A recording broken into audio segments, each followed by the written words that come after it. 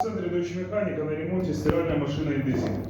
Данная стиральная машина Indesit была разобрана, это двигатель стиральной машины Indesit, была разобрана для замены подшипников. Вот это бак стиральной машины Indesit. В этом баке необходимо поменять подшипники. Он заклинил и гудит. Бак данный неразборной.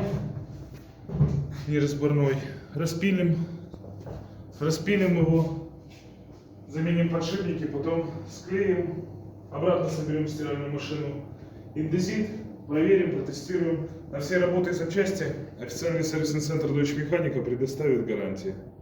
Если у вас есть необходимость в ремонте бытовой техники Hotpoint Ariston, Indesit, Whirlpool, официальный сервисный центр Deutsche Mechanica окажет вам услуги по ремонту этой бытовой техники.